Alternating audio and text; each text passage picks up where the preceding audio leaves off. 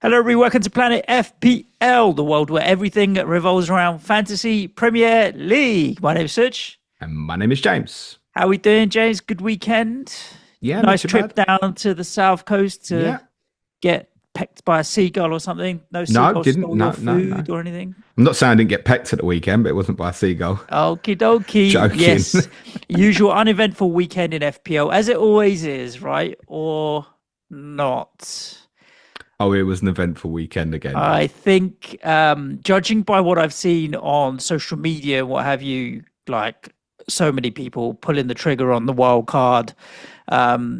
Yeah, so many people with issues. I missed a lot of the weekend football, like in terms of live, because of the fact that I was traveling.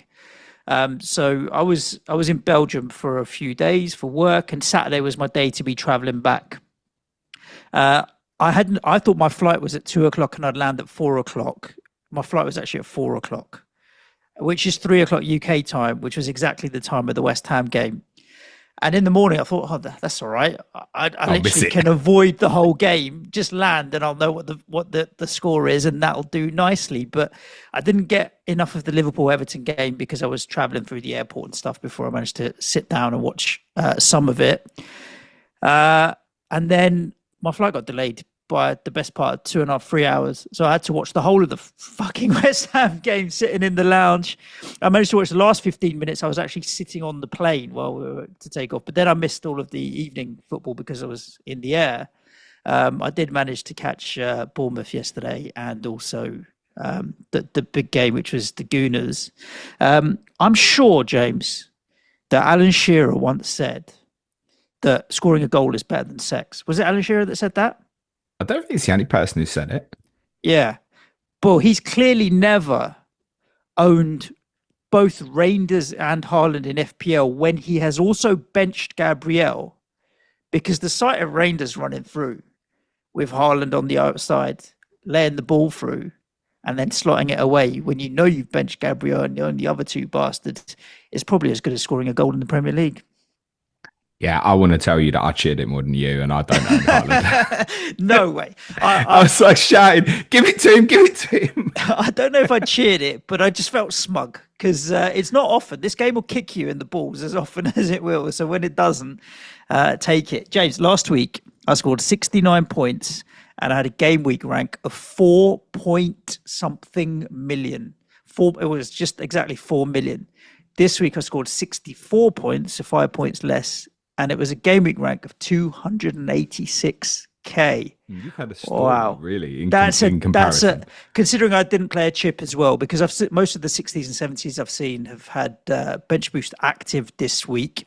Anybody that didn't have bench boost active this week and didn't score as well, like 20s and 30s are knocking about everywhere, has hit the wild card. Well, so many that still had it are ready to go because they've just been getting hurt by too many people that are too consistently blanking at the moment. Your Villa assets, your Nottingham Forest assets, your Florian Wirtzes of the world and what have you. Yeah, I feel pretty good because one of the things in this game is patience, but sometimes patience doesn't help. And I binned Florian Wirtz after game week 1, and I'm glad I just got that done. I binned Ollie Watkins a couple of game weeks ago for the robot. I'm glad I kind of just got it done. So I'm feeling pretty good in terms of so far the transfers I've made in the last couple of weeks have worked. Obviously, Reinders was blanking for a while and then has come up trumps yesterday. So yeah, Well, there's a lot of 1 point panic. something mil, 1.6, 1.6, 1.6 from 3.7 in 1 week. Yeah, it's good. Monster jump. Yeah, should we just get into our team, shall we? But Yeah, I go think on. there's a lot of Let's- people that are panicky and worried and struggling and frustrated and still finding it a little bit difficult. It goes to show, like, it just takes 1 week and you can jump really well. Let's celebrate your success. Go on then.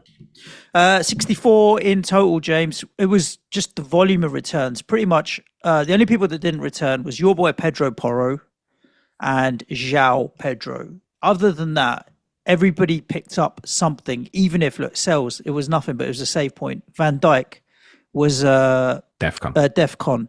Diouf with the assist. Then you've got Semenyo captain, who did well. Could have done a bit better, but I'll take the 5 points considering what else was on offer elsewhere. Anderson, Defcon.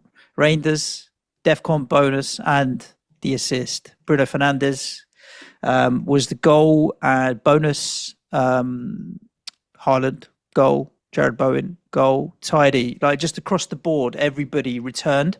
I think the other thing as well that's really good for me is when I look at my team going into this week, like a lot of people needing to wildcard, half my team are playing promoted side. Sells in goal against Sunderland is fine.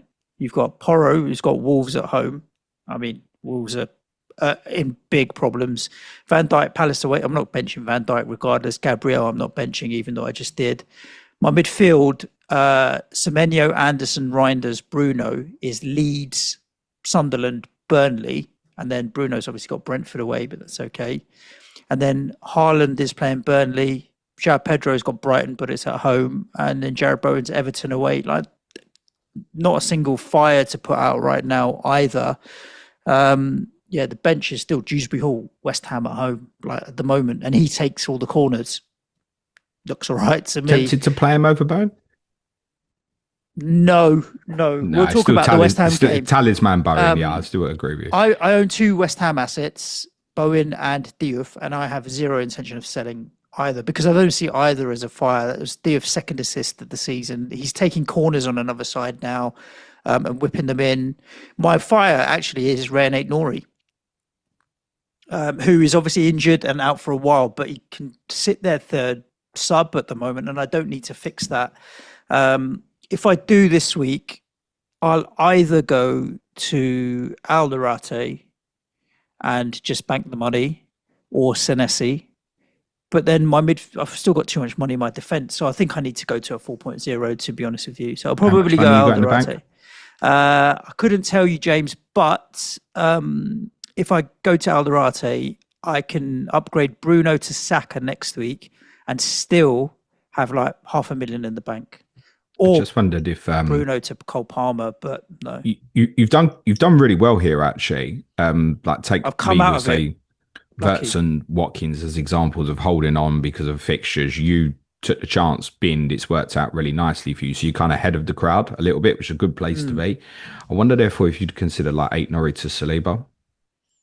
I did think Timber, actually. I did think that, but it cuts me off Saka or Palmer. I need to have a think about whether I want to sell. Is Bruno to Saka enough of an upgrade? You know, because he still picked up 10 points again, Bruno. For that extra million and a half, is it worth it? Or would I rather Bruno and Saliba or Saka and Senesi, let's say? The thing is, I won't play that defender, whoever I buy in that slot. Then I'm benching Porro. Bottom it out. Go like Rodon, whatever. Yeah, exactly. Or I'm benching Porro and Diouf at this point. That's too much money to be benching from a defensive point of view. So, but it allows you to have weeks where you go like back 4 and you go, right, I'll bench Dewsbury Hall and Anderson, whatever, right? Yeah. It's a different way of looking at it. Yeah. At the moment, it's fairly. I may roll out of this week, to be honest with you, and make that decision next week. I don't really want to get to Saliba this week with Newcastle away, though they didn't look great yesterday in terms of chance creation. But you're going to be ahead. That's the point. You're going to be ahead of the crowd. Consider the value element of it. Like Norwich is not going to play at these next couple of fixtures that look good for City. So I'd bin it, mate. Yeah, if he's due another price drop, I will bin it. If he's due another price drop, then it'll force my hand. Whilst he's not, I think people have just hidden him on the bench. I'm gonna kick the can forward for at least the rest of this week. Remember, there's more European football and Carabao Cup and European football all midweek again, right? Yeah, I'm certain the European sides in the Cup are going to rotate so heavily. I think you're going to be looking at near complete changed 11s for the majority. The way the fixtures have landed kind of enabled that as well. It doesn't mean Isak might start for Liverpool, for example. I'm sure Liverpool, Arsenal, a few others are still going to have some pretty strong sides out this week, but Gabriel's not playing at Port Vale. Haaland's not playing at Huddersfield. Nah, so Salah's not going to play Southampton. Yeah, to wrap, we talked last week about triple captain on Haaland. I would say if the game week, if the deadline was today, I'll be triple captain him. Me too. Yeah, Burnley at home. Just he looks in form. His mates around him seem in a good mood. I'll be triple captain him. All things well. Have you bought him yet? Yeah, he's in. Yeah. Oh, okay. Yeah, I did Spoiler it. alert. Cool. Yeah, Tell sorry. me Well, it's what. not a spoiler. I've just told you. No. Yeah. Yeah, I bought him last night. I knew Saturday that was going to have to do it. Unfortunately, um, Palmer injury. Yeah. That was the one I really wanted, was to get in to kind of feel like I could take him on over the sort of like 6 and 8 at alternative 7, like Watkins or Bruno Fernandes. Felt I could get away with it. You're almost glad. I watched the deadline stream, and the talk was that if you got Liverpool news on Verts not starting, yeah, I you would have have made that move. And I'd been out. And you're almost glad you didn't get the leak now, really, out. that Verts wasn't going to start, because it's left you able to make that move to Haaland. Yeah. Yeah, it's funny how the game week works. So, yeah, when the Liverpool team dropped, and obviously I literally just got to the train station on my way to Brighton, seen Verts was out, or not in the 11 rather, and thought, I could have done with that information 20 minutes ago. I would have bought Cole Palmer because I had the money in the bank to do it for free. And then sitting on the train coming back from Brighton, and it's like, shit, Palmer's gone off 20 minutes in. Is he injured or whatever? And I saw the tweet from Simon Phillips, who is a name we've mentioned a few times, quite well connected to what's going on at Chelsea. And he tweeted and he said, look, he's getting injections to play. Like, make of that what you will. He's struggling to get through it. And so you're looking at like, I can't buy this player at the moment. So the money would have been left there to do that. So it's like, right, what are my alternatives here? Going to get completely blown away. So I knew Saturday night, and I'd kind of wavered a little bit because of Haaland's performance against United. It's not the goals. I said this last week. It's the best I'd seen him look for a really, really long time. And they're obviously playing into his strengths. Since the start of last season, kind of, when he was on a tear. Yeah, look, it might flip a little bit now in the sense in forthcoming weeks they're going to obviously start playing 3 times a week, but he's just played 3 times a week and didn't particularly look knackered yesterday. I know. Well, he got hooked as well at 75 minutes. He's had a bit of back pain and stuff, or he might miss. He might have to rotate him for some games coming up. Yeah, that's just going to be Wednesday against Huddersfield. So yeah, I bought him. So that him in for Watkins. Plus, that was kind of the final, right, as well. Watching Watkins before I'd watched Haaland, I watched Watkins. It's not even in it. Admittedly, he had a chance. He should have scored right at the end. But they look woeful at the moment, Villa, as I'm sure we'll get to. So it's like, right, do you know what? It's Fulham next. I never particularly fancy that as a game to attack anyway. There's no reason not to justify having Haaland over Watkins at this moment. The only decision then was, of course, and it was always sell Verts at this point, right? So it was Verts to Palmer. So then it was a case of where does Verts go? So that was the big decision last night. And I've gone for King. Just downgrade it. Yeah, bank the money, hide him on the bench if you need it. We've gone 1.5 in the bank, which allows me the freedom better to do the moves next, like Murillo to Gabriel in 7. Reinders, Caicedo and Stack were, and a little bit Yankuba Mint, a little bit, were the players that I really looked at last night. I liked Stack because it rotated quite well with Dewsbury Hall for me up till 12 and then turned into wildcard afterwards. Reinders was like, right, I've been planning so much for Chelsea Arsenal. Is it okay? Right, let's just go in harder for City. But those moves, and Caicedo was another one, right? That gives me some Chelsea coverage for what's to come. King was kind of the no-brainer in the sense it was, right, well, Dewsbury Hall I can play against West Ham. That's no problem. And then in forthcoming weeks, I can build the rest of the squad up. That won't be a problem because I'll have the money in the bank. So King's gone in. There probably isn't any intention to play him at any point. And it was also comfortable going early. It was 2 free transfers, comfortable going early because I got Concert at home to Fulham, probably sitting first sub next week. So if something did go wrong, and I don't anticipate it this week, then I felt, okay, right, I can live with that. If I have to play him, it's fine. Or I could play King in the same fixture. Or I've got the money in the bank to take an aggressive -4. So King enabled a lot of things from that perspective. So yeah, big man's in. I didn't want to do it, but ultimately the difference between this year and last year, where obviously I didn't bring him in last year, was last year I had Watkins, Palmer, Saka all kind of performing quite well for me. Whereas this year, Bomo, if you remember, you put the armband on early doors as well. Yeah, Bomo as well. Yeah. That worked out quite well for you. Those players just don't exist in the same way. So to be competitive with Haaland, if I was going on a no Haaland, no Salah route, I needed the likes of Isak, Palmer, Saka to all kind of be right. I can get all these guys in instead. Saka obviously might be something that possibly comes back next week, but this I can't go and buy Palmer now, can I? No. Look, he's the So he's top gone point in. scorer in the game, Erling Haaland, so he's where he should be. We both captained Semenyo this week. Defcon monster. Yeah, that was a very welcome bonus. My decision was I didn't made even know on. till about 10 o'clock. You know that. Oh, fair play. My decision was made on Thursday night when Harvey Barnes played against Barcelona for Newcastle. We talked about it last week. It's like he probably won't play. They'll just play Gordon on the left because he's not suspended. But Gordon played up top, right? And Barnes did get the minutes. I made that move and I thought, well, if I buy Semenyo, I am going to armband him. So it just makes sense to get it done. I did that on the Friday and got it done. 5 points is fine. It would have been nice to get a little bit more, but so be it. And then Barnes obviously didn't even start, which made that even sweeter. Happy enough with the captaincy return from Semenyo at 5. There Yeah. wasn't I mean, huge it was a amounts surprise. elsewhere. Because I was out with a little man, so I watched Sunderland Villa and I watched Arsenal City on delay. I actually did watch Bournemouth and Newcastle back.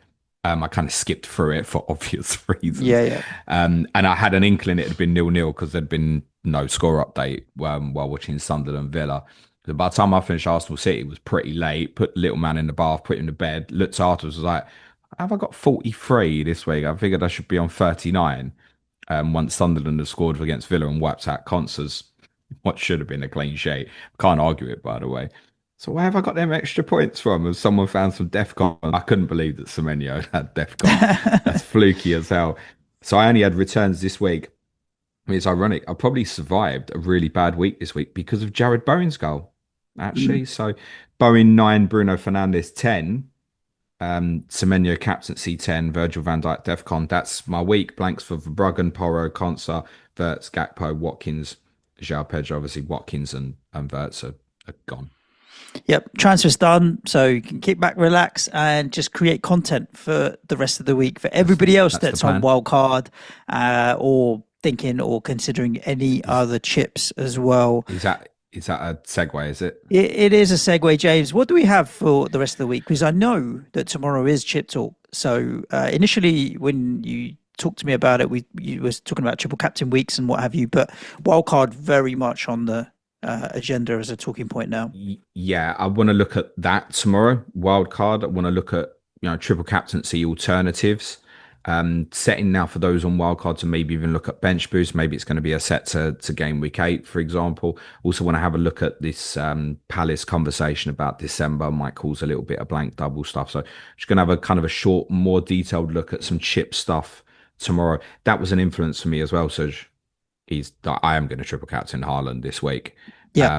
This time last year, that wasn't a factor, right? Because I was like, I'll use it on a double later on. So it was a little additional as well. And I'd say that even when I went on Black Box with Az on Friday, I was like, it's no doubt triple captain Haaland if I owned him. So yeah, it was almost shooting myself in the foot, basically, if I just didn't get him in. So we'll do that tomorrow. Ask James is going to be Wednesday this week, scheduled for 12 p.m. UK time. Clash of Correspondence Thursday is Villa Fulham with Lee Jackson and Lewis James. Friday, David will be with me for the weekend, and we'll round up all the key stuff from the Carabao Cup games, a little bit from the draw. So it might be a little extra additional chip stuff off the back of that, subject to Palace draw. Obviously, Europa League starts for Villa and Forest as well. If you want to support the show, it's www.patreon.com/Planet FPL.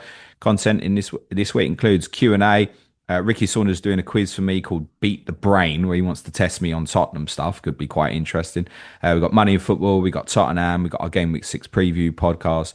Advanced tier content includes Nico's Corner, away days from Brighton, the midweek dilemma for me, which is going to be looking at, right, so what am I going to plan now for Chelsea and Arsenal assets moving forward? What the numbers say. I'm going to have a deeper dive into DEFCONs this week as well.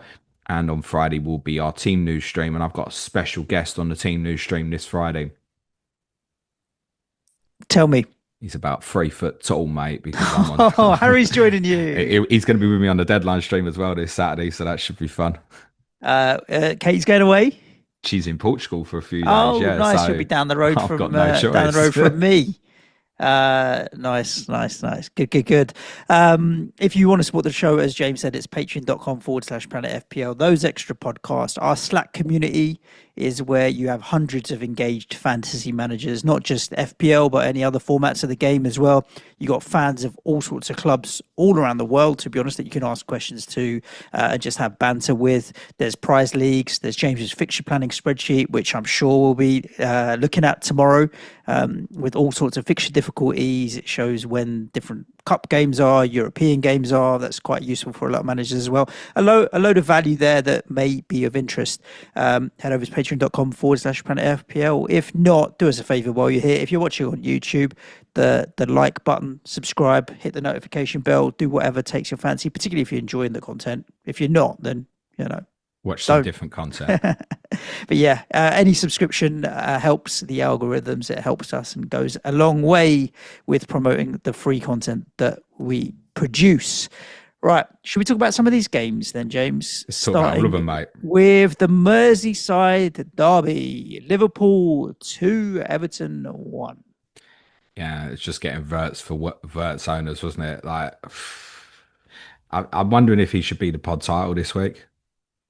There's inevitable you're going to have pod titles this year with Florian Wirtz, isn't it? Yeah. He's actually been a disaster, really, of a pick. Yeah, rubbish. From game week 1, I knew he was going to annoy me, so just got rid of him. Talking of pod titles, when we get to the Crystal Palace game, the one that kept coming up in commentary was Pino Camada as a Pina Colada. They wanted to trot that one out regularly as they possibly could. It's not really FPL relevant. What about no, it's not. Dirty Sanchez? Yeah, it could be. That's Dirty a good one, Sanchez, actually. I've seen -3s all over the place from him. So yeah. Top cat. TC,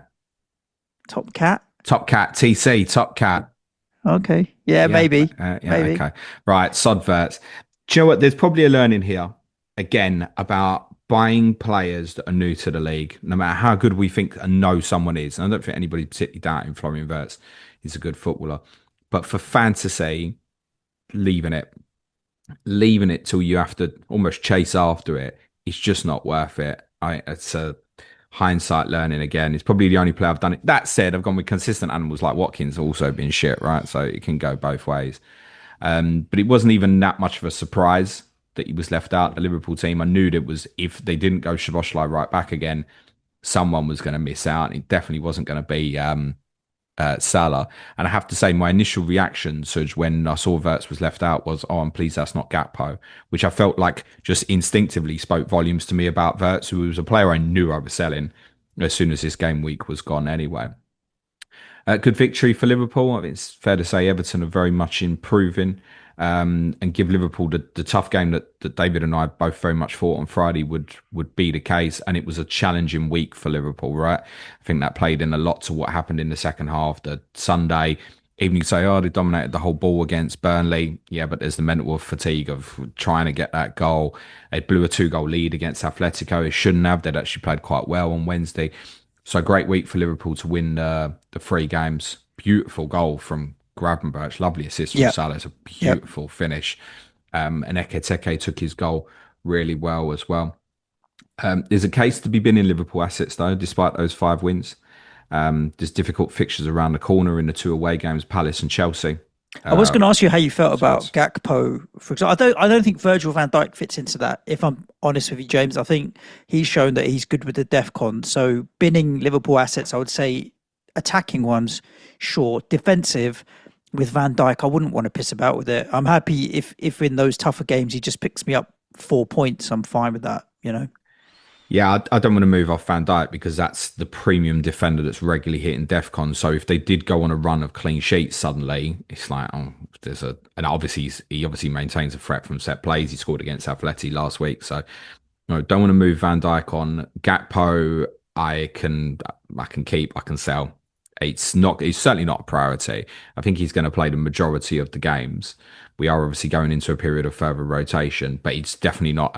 It wasn't. I have to deal with it in the way I had to deal with Wirtz. I wouldn't say that at all. Salah presumably is going to be mass sold here. Well, he would be the make weight for a lot of people to get to get the robot.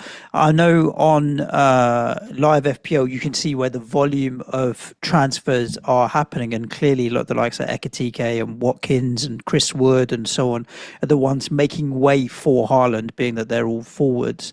Wanted to have a look here and see if Salah's due a price drop. Not that I can see, and he's not in the top most sold here, but Salah to Semenyo looks like the most transfers where he has been sold. James, Salah out, Semenyo in, is the Yeah, make and then weight people for jumping up from Wood, yeah. Watkins. You've got Gokares, Mateta, Ekitike, João Pedro, Isak. Basically, all of those guys are the ones that have been the most sold to buy a Haaland in so far. Basically, everyone, every striker. You know, Haaland's got a higher XG than 8 of the teams so far this season. That's monster. That's monster. Just to add into, I mean, we're laughing about the XG stats last week. It's not many particularly different this week. What is interesting about Mo is looking at expected goal involvement across the five. Do you think if you include the Burnley Everton fixtures, it's a decent five? And they're about to come in some tougher away games. How many players do you think have got higher expected goal involvement than Salah so far this season, considering he had a penalty at Burnley as well? I mean, I've got his expected goal involvement in front of me. I can see what it is. I'm not going to say it. You can in a second, but I reckon it's going to be a lot. It's going to be a lot. It's probably at least 15.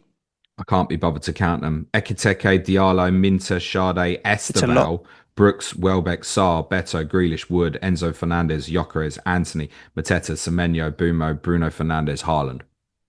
Yeah. It's plenty. I think there is a case, though, for those who are wildcarding now, who can set it right. There is a case to try and force him in with Haaland. I've seen a number that are Salah Haaland drafts now, because there is some good value to be had elsewhere that you can kind of make it work. Yeah, you're not then having a Fernandez or a Saka or a Palmer, but you can kind of make it work. The DEFCON monsters of Senesi and Joachim Andersen and stuff like that kind of help with that. Well, I think also what you can do is if you do it and you're like, all right, it's going to thin out the team. Obviously, in a few weeks, once you hit sort of like maybe game week 9, you can then move Haaland or Salah, whatever your preference, to Palmer, Saka, etc. And it might even allow you to sort of scenario where you can put both in. But just by taking one out and then it's right. So Anderson up to Saka, Salah down to Palmer, something like that. So if people are on wildcard and want to set that way, I'm okay with it. But for many people who are on the Salah route and no Haaland, it's the obvious way to get there on it. Yep. Thoughts around Everton? Tarkowski, another DEFCON. Yeah. He just keeps ticking along. Dewsbury Hall's now on 4 yellows for quickly taking a free kick, which seems bonkers. If he can avoid getting booked in the West Ham game, pick it up in Palace, and then miss Man City away, that would be tidy because I'll just hide him third sub. Absolutely no need for him in that, or even Tottenham afterwards, to be honest with you. He's at that level where even if he got suspended, you're not dealing with that, are you? You just stick him in. Yeah, and do you know what? If I had to take an aggressive -4 this week because I had a defensive injury, I mean, I would probably just get on with it and get an Arsenal player in, but I would consider him because the timing is absolutely right, isn't it? What did you tweet at the weekend about West Ham defending corners? I just said death, taxes, and West Ham conceding from corners. It's a given. Let me ask you a question. It's a given. Would you be surprised if Everton didn't score from a corner at the weekend? If Graham Potter picks Max Kilman and Mavropanos, then yes. If he decides now, so that I'm going to pick Igor Julio and drop Max Kilman, then I think there may be a chance that we might figure out a way of defending. I don't think he's doing that, mate. Yeah, don't be benching Tarkowski this week. And again, for someone like me who's got Dewsbury Hall, very comfortable playing him this weekend, he'll probably be on half the corners, I should imagine. So, yeah, I think there'll be quite a bit of interest in Iliman and Dyer this week. Another assist and hit DEFCONs. It's not the first time he's hit DEFCON this season. So be aware for those who are considering keen that Brantthwaite's back soon. But yeah, Tarkowski is the standout by distance for that, I think, in terms of defensive. So, yeah, I think Everton can be quite pleased with that because they've probably gone not played too badly, ended up 2-0 down, and then you kind of fear the worst. Maybe it'll end up in a slapping. And Liverpool were very, very pleased to get over the line. I think Everton are very capable, if they keep the squad fit, of pushing towards top half this season. Yeah, for sure. I think they could do top half, definitely top 12 anyway. Let's talk about Brighton versus Spurs. A Desmond 2-2, James. Ultimately, you're probably happy to come back and get a point having gone 2 down, and maybe feared the worst when you're 2-0 down, wondering why you'd made the trip. No, I wasn't wondering that at all. Honestly, it's standing there at 2-0 down going, I don't know how this has happened. We're playing really well. Okay. I was delighted with the way we played in the whole on Saturday. I think there were some concerns I mentioned to you on one of the Patreon pods last week about a little bit of concern of Mickey van der Ven in the Villarreal game, and concerned that he and others got kind of caught out of position on the first goal. That was the first time they attacked, 7 minutes in. We had all of the ball in the opening 7 minutes. They transitioned and scored. Good goal. Minter's a really good player. And then the second goal was a mistake from Vic. He should obviously, it's a great strike from Miyari, but I would expect him to save that. No huge criticism on him because I didn't actually see you got 64% possession. That's pretty monster. We played really. Brighton just completely played on the counter the whole game, mate. Without creating a huge amount. No, so that would be the concern. The final third stuff. And again, I discussed this with Az on Friday. The final third stuff is still very much a concern for me, and also felt like we were putting the ball into the box too quickly from crosses. So we played nice football. One real difference to Tottenham now to last year is once it gets into the final third, if there's a crossing opportunity, it gets done, basically. And we've got some players who can deliver really nicely, like Pedro Porro, for example, and Kudos, kind of a double threat on that right-hand side. But I felt with Duncan Van Heck, it was just happening too often, too regularly. So we were playing well to that point, putting some decent balls in, but the two of them were defending the penalty area pretty well. But yeah, I was really pleased with the way we played. I'll tell you if we're shit. Like I said, even the victory at your place last week, I thought in the first half, didn't like the way we played. Yep. I really enjoyed the way we played. Idiots around me in the away end, like, oh my God, this is terrible. It's been so bad. I'm like, actually watching the game, just completely influenced by the narrative of the result. So I think, like, when it's all said and done, you'd reflect on it in the end and go, did we do enough in the penalty area to truly deserve the victory? And I'd go, probably no. But everything in the other 3 quarters of the game, I thought we were great. The intensity, the football we played, everything was as good as it's been in a game where we weren't playing an elite like a City or a PSG, basically. And they're a good side, Brighton. We've lost there the last couple of years. It's been kind of a bit of a hoodoo place for us. Yeah, I'm pretty pleased, actually, to get something out the game because I felt it was the minimum we deserved, Suj. People have eyes on Spurs assets because Wolves at home, Leeds away, and now even Aston Villa at home looks an all right fixture. It's kind of, what do you do, because you've got Arsenal are about to pick up some good fixtures, so are Chelsea. So there are some assets. So even for myself, like moving off Ait-Nouri, like getting a Van der Ven in or what have you, is not the worst shout. I've just already got Pedro Porro though, so I wouldn't necessarily double up. And obviously Xavi Simons didn't start for Spurs, so people will be concerned around that, where they took a punt on him. Kudus is a safe one, really, isn't he, with all of the others that are around? It's just whether or not you want to go there. It's still no goals. I mean, look, 2 assists. It's not to be scoffed at. It's the same story every week, Serge. But ultimately, if you'd have said to me pre-game week 1, look, he ain't going to score in the first 5, but he'll get you 4 assists. Yeah, he's running at 5 points a game average. I'd have stuck him in probably, yeah. And he's very capable of similar over the next couple, right? He's brilliant. And more. He's such a good footballer, but from the fantasy aspect, he still doesn't really look like scoring. He did have a shot that was deflected just wide right near the end, but it was still a shot from outside the box.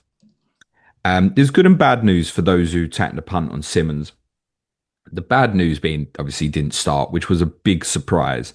But I think we're going to have to get really used to this, guys, with players like this who, when teams are playing 3 games a week, maybe not going to play. Now, my take on it was, well, it was 4 days from Villarreal. He won't start against Doncaster in midweek.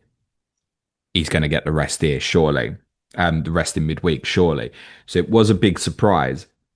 But I don't know if it was also even part of the tactical setup to almost throw him into the central zone as a surprise. So the good news on this is not that he didn't start. The better news is the fact that he came on and where he played, because he came on and looked the best player on the pitch in the last half hour, playing in a central zone in a 10 position. He had one effort really well saved by Verbruggen and missed another sitter as well that he should have actually done better with. So I'd actually, if I'd gone Simmons, I'd be more encouraged than discouraged. He should have still got something off the bench at the weekend.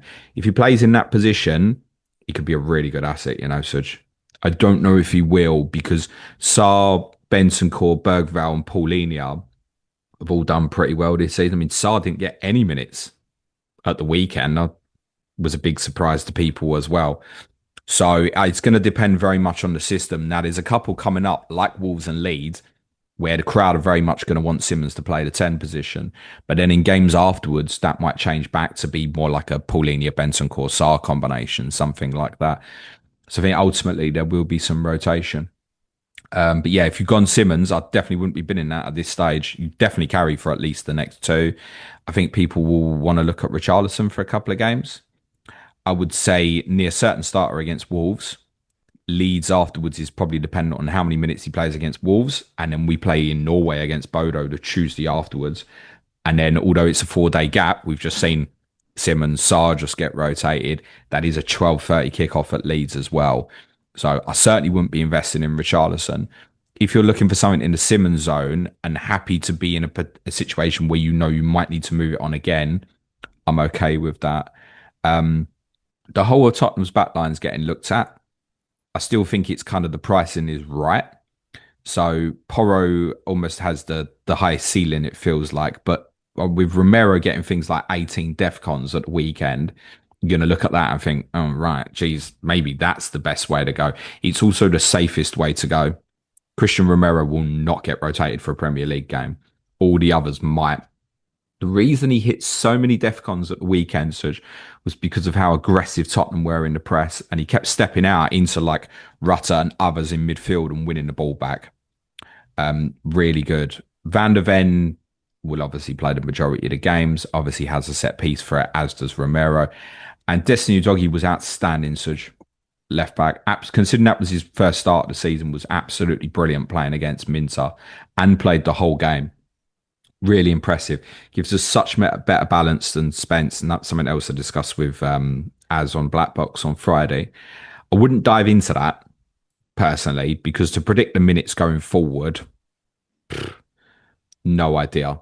And he won't be near DEFCONs. I don't think in this system now under Thomas Frank that it will be near too many attacking returns in the way we would have hoped for stuff more. I think under Ange with some of the position he was getting to. That said, the flip of that is he'll stay wider. But unlike the other side, he doesn't really throw crosses in or anything, right? So I think probably all in all, if you want a defensive one, it's probably Romero at the moment.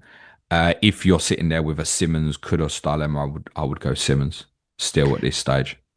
Brighton assets, they've got Chelsea away next, but then Wolves away, then Newcastle, then Man United. It's kind of a mixed bag of fixtures coming up. Their ownership across their assets isn't huge. Minter's the highest scorer for them, but apart from for Bruggen at 5%, everything is in like 2, 3, 4% ownership or less. I don't know where I'd go. I've got no eyes on any Brighton assets whatsoever, it sounds at the moment. No. Duncan Van Heck both hit DEFCON at the weekend, and as did Joel Veltman as well. But I do think that's a consequence of so many crosses for Tottenham. Think of even Veltman, right? It's the crosses coming from the right. Anything back post was on him. Yep. So I think that's a consequence of more what Tottenham did rather than actually a Brighton thing. But it did surprise me, Suj, how much they played on the counter. But I don't think it was necessarily a case that they were penned in. I think that's what they wanted to do, was utilise Minter and Mitoma on the counter over the top, drop the two nines in, or 9-10s, Gruder and Rutter, drop them shorter and get them in behind, a la as seen on the first goal. I think they're probably not a conversation for this week, although wildcarders may want to consider something like Minter, because I actually think once we get this Chelsea game out the way, you could have a look at them. If you kind of bulked in game week 7 to 16 when they go to Liverpool, I think that 7 to 15 is a pretty good run, actually. So I think Minter would be the one that would be on radar for me most. I spoke about him as maybe even a consideration for myself, but I wouldn't be chasing that this week personally. They'll play better and lose games this season. I just feel they're a little bit thinner on the squad, but in a weird way that makes the likes of Minter a little bit more interesting for fantasy. Yep. Burnley 1, Nottingham Forest 1. Obviously dominant from Nottingham Forest from a possession point of view, which is not always how they play. And Burnley only losing by the 1, and they obviously did well against Liverpool as well the week before. So they're not getting slapped here by anyone in recent weeks, which is the only thing when you look at triple captain, do you do that? But the big thing is the games at the Etihad. So, read into that what you will. The other 2 games have both have been at Turf Moor. What have we learnt about Ange, James, do you think? Is there anything that makes you any more or less confident in sticking with any assets that you've got from Forest? Well, I've got Murillo. That's got that's a different problem though, isn't it? Is you back soon? It's not out for long, is he? Well, Ange said on Friday, so I was going to start him over Conser this week. I read from Ange's comments on Friday. I've seen this sort of speech before, and it felt like ultimately it was being left to Murillo's decision. And my take on it was very much, well, he shouldn't be playing. Your season's too long now with these Europa games. Like you should be able to get through Burnley away without having to feel the necessity to have to play him. So I felt that he wouldn't play, or that if he did, there was a chance he obviously could break down again. So, but Ange did say, he said if he doesn't play on Saturday, he'll play on Wednesday against Betis. That's also a consequence to think about this week. The turnaround that's a tough game. Betis away in the Europa League. And then 5:30 Saturday against Sunderland. Remember that Forest game is on Wednesday night. So we get to see, right? How much does Ange Ball exist versus Betis, right? He's going to want to implement his methods. Could we see quite a rotated Forest team for Sunderland at home in the way we've just seen, say, Newcastle against Bournemouth under sort of similar circumstances? I don't think we should rule it out. So I think Forest judgment should be made after Wednesday, because ultimately you don't really want to sell. I get it. If you're using Wood as part of get to Haaland, probably just do it. But most people don't want to sell their Forest assets this week, despite Sunderland's obviously good start. I would say afterwards it's in the bin category for pretty much all of it. Bar Anderson is the exception, isn't he? Because you have to treat him differently. 15 DEFCONs at the weekend. So it's coming now, and I think it will continue under Ange. I think he'll end up playing this single pivot position.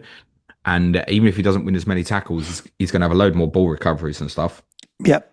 Because teams have to go more direct in terms of clearances against Ange teams. If Ange teams pin him in, he'll pick so much stuff back up. So Anderson will still be a really clean pick for 5.5, playing most of the games. He'll be a 4-pointer most weeks. The only thing with Anderson versus Caicedo, you won't get the additional clean sheet point very often. Because it's Ange. I don't want to judge yet, James. You're probably right, but I don't want to judge. I'm kind of I've got Matt Sells in goal, and I'm kind of hoping that he won't go too far away from the defensive structure that Nuno may be left behind. But I'm probably wishful thinking just because I've got Matt Sells in goal. Sunderland at home would have been one of those where there'd be above 35-40% chance of a clean sheet for Forest. Let's see what happens this week. If they don't keep a clean sheet this week, you talked about Saliba being an option for me. I might look at David Raya instead of Sells for a period. But I'm hoping that you're wrong and that they will keep a few clean sheets, because I've got their goalkeeper. The only way Murillo is still in my squad after heading into game week 7 is I've had to deal with other fires elsewhere, mate. Yeah. There's no will or want to hold on to that. Fixtures after this next week: Newcastle away, Chelsea at home, Bournemouth away, United at home. There's Liverpool away, a couple after that. It's not exactly screaming, is it? No. There will be people who want to hold their Forest assets because they're planning a bench boost in game week 11. I'd warn against that. Would you, James, buy Elliot Anderson right now, or would you buy? Sorry, I didn't. Yeah, or would you buy Jadon Anthony? Because they're the same price. No one's looking at him. Look, he's now picked up 3 goals and an assist. He's just ticking along. His output is all right. Look, the fixtures aren't great in the next couple. City, Villa away, you can argue the case. But then Leeds, Wolves is decent. But then Arsenal, he's a rotator, isn't he? I definitely think he should be under consideration for people, depending on who else you've got and if you want to use him. Because there are fixtures where you'd think actually he might have some joy here. 34 points is no joke. Yeah, it mightn't be one people look at, say, like Dewsbury Hall owners going to Man City in game week 8 and Burnley got Leeds at home. It might be Yeah. that sort of combination that maybe really appeals. I would probably pick a different player rather than either of those two, personally. Yeah. They weren't high on the agenda of the players I mentioned right at the start in terms of my replacements for Verts in and around that value. So I would probably look elsewhere, bearing in mind next two fixtures for Burnley are City away, Villa away. I get what people feel about Villa. Is Arsenal in game week 10 as well? Like, yes, 8 and 9 looks great. But it might be more for the next crowd who want to look at wildcarding about then that they come back and look at that and set it as a nice little rotation. So a no from me. A note on Florentina Lewis, who'd obviously played for a Guchukuwu. Those of us who play UCL fantasy were very familiar with him. He's really good for ball cut recoveries. 18 DEFCONs at the weekend as well, but wouldn't know what the makeup of their midfield would be moving forward between Florentino, Cullen, and obviously Guchukuwu when he's back suspended. They stayed with a 5-4-1 system. Josh Laurent played again. I presume that that's the system that they'll play at Manchester City next week. Forest had 63% of the ball. That's the most Forest have had in a Premier League game since they got promoted, which therefore means probably since people were keeping records of this. Can I tell you Burnley's results at Manchester City historically, Suj? Go for it. It's going to be big numbers here. I'll go from the nearest Okay. backwards. These are results at Etihad between City against Burnley: 3-1, 6-0, 2-0, 5-0, 5-0, 5-0. Yeah, I did say that many times over is absolutely correct. 4-1, 3-0, 2-1, and there was a 2-2 draw in the Premier League in 2014. People might remember Burnley came back from 2-0 down in that particular fixture. Burnley fans will tell you they do normally get slaughtered at Manchester City. However, it's not like Scott Parker's managed any of those games, and we saw what Burnley did very well defensively against Liverpool. Spacing behind won't be that good. However, I'll tell you one thing I will say, and it might be different now because the system is very different, but Burnley had a lot of their joy at Tottenham in game week 1. I know they lost 3-0, but they had a really good period in the first half. And when they did it well, they pressed really well. You don't want Burnley don't want to be going to press him. You just got to sit off. You just got to sit off, low block it, make it as horrible as possible, and that's their best chance. If they go and press against City, City are not pissing about anymore. They're just going to smash the big man over the top. Yeah. Yeah. No, the historical, I wouldn't look. You can look at. I was more looking at what they've done in their last few games under Scott Parker, but it's just not putting me off. I think whatever good I'm seeing from Burnley, I'm seeing more good from Man City. Like in Haaland's eyes, I think there's goals in it. I think he wanted to stay on the pitch yesterday because I think he never wants to come off anyway, but I think he senses he can score more at any given moment. For those on wild card, I think the Bravka is a pickup still. It's fine. It's going to be, subject to what Daniel Farker says about Lucas Perry later this week, but Dubravka is going to stay the number one. Don't think there's much doubt about that. There is the case also to set this up, if you're on wild card now, to bench boost in game week 8 if you haven't used that chip. And that even makes, I think, going Dubravka and Estev and maybe Jaden Anthony all quite appealing. And Lyle Foster as well. It's only 5, Suj. Yep. As a forward, picked up an assist here as well. So actually, under certain circumstances, Burnley can really appeal. Forest, I certainly wouldn't be chasing the fixture next week. It's more a case of probably selling afterwards. Cool. Let's talk about West Ham United 1, Crystal Palace 2. Did you catch any highlights of this, James? Of course, but the floor is yours. Well, I don't know if I need the floor or a basement or something. Though, if you look at the XG from the game where Palace racked up 2.3, and West Ham's is not even at 1, it's like 0.66.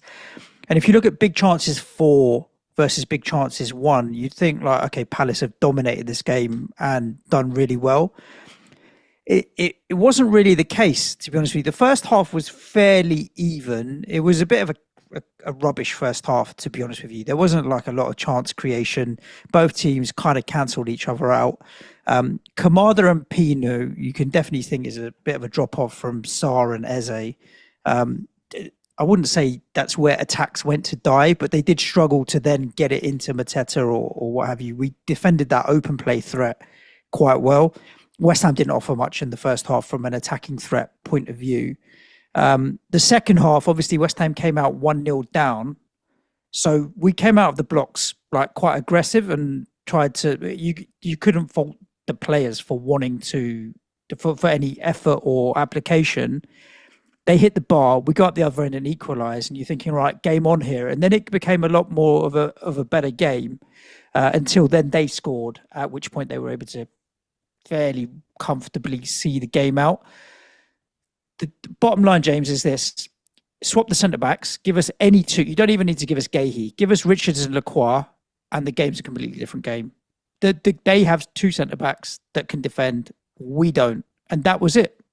Well, they have three that can defend, but we play with two, so I only need two, and we don't. It's simple as that. First goal, Kilman is as weak as hell against Gahey, and that's what creates it. Obviously, Lacroix hits the bar from a corner. The second goal, Mavropanos should do better there in terms of decision making. Yeah, Graham Potter, if he continues to play Kilman and James Ward-Prowse and Mavropanos, he deserves to get the sack. Apart from that, I don't think it's as bad as disaster, because the open play threat we were fairly okay at containing, but that set play threat now is a fucking joke. Like, I think about 1.4 or 1.5 of that XG is from set plays from them, not from like open play threat. It's ridiculous now. Yeah. A little bit on West Ham first before we do Palace. Although there is an interesting stat that we can throw in for both teams. Palace have now won at the London Stadium as often as West Ham in 2025. Correct. Is it 2025 or this year? It's this calendar year. Yeah. Is that not the same thing, Suj? No? This football season, I thought. Was it this calendar year? Have we only won? How have they won twice this season, mate? Two. Yeah, that's why I was confused when I heard. You've won two home games in 2025, yeah. Yeah, that's pretty bad. That's Palace pretty bad have beat you there twice. Yeah, that's grim. Potter, if you believe kind of the noises behind the scenes, is done. Yep. Not yet, because it seems like there's a kind of a feeling that the timing with Everton away and Arsenal away is not particularly good. Therefore, they would rather have the bounce during the international break and then walk into Brentford at home, which conveniently, as Suj and I know, the protest there's a planned boycott by West Ham fans for that game. That might be a little bit more difficult if there's a new manager appointed and it's Monday night live on the TV. So we're probably at the point of expecting a managerial change for West Ham during the international break. That's going to make Arsenal assets maybe appeal even more for game week 7. I would just have a knock-on reminder to people that Arsenal play at Newcastle this Sunday, play Olympiacos at home on Wednesday, and then the West Ham game on the Saturday. Let's not sit here and not think that Arsenal couldn't rotate the whole bloody team and beat West Ham at the moment, because I'm pretty sure that they would. It would not be that, but I don't think we can be that surprised, even if it's play Hincapi rather than Gabriel against West Ham. Ben White instead of Timber. We cannot be surprised if any of those things happen. Yeah. West Ham assets are for the bin, unless it's Areola at 4.3. I absolutely disagree. I absolutely disagree. Well, even though we're almost sitting again, it looks like you're going to give up the next two games. Yeah, but Jared Bowen still carries threat regardless of the game if you own him. You've taken a hit on value on Jared Bowen, right? But look, Everton away is a tough game, but you've got Everton, Brentford, Burnley as 3 of the next 6, 5 or 6, whatever it works out to. I think Diouf is still whipping in crosses and getting down. Now he's taking corners on one side of the pitch. You're not going to get the most amount of defensive returns from him, but from a offensive point of view, he still carries a threat. It's like if you own Diouf and Bowen for me is fine. Like I think he'll keep ticking along, and Diouf, I'd be very surprised if he's your biggest problem to need to fix. Do you know what I mean? There's other players with injuries right now. There's players not playing. You've lost value in him already. I think he's down to 4-3, James. I want to say 4-4. He's still at. I wouldn't rush to fix it if I'm honest with you. I would leave those two. I wouldn't be buying anybody else, including Lucas Paqueta, who seemed to be popular couple of weeks ago when obviously scored a penalty and fine. But would I be worried about binning Bowen or Diouf? No. If you've got Wan-Bissaka, of course, yeah, that shit needs to go. And if you got anybody else, if you actually got anybody else other than Diouf and Bowen, sure, bin them. But I wouldn't be worried about those two. Yeah, Bowen's staying for me. Wan-Bissaka, I suspect, will probably get back in the team for the point of this good run from game week 8. And just to emphasize this, kind of make an awareness of this, that in game week 8, the following 4 fixtures for West Ham are Brentford at home, Leeds away, Newcastle at home, Burnley away. If we shouldn't work on assumption. West Ham have won at Arsenal for the last 2 seasons, as you've told us many times, Suj.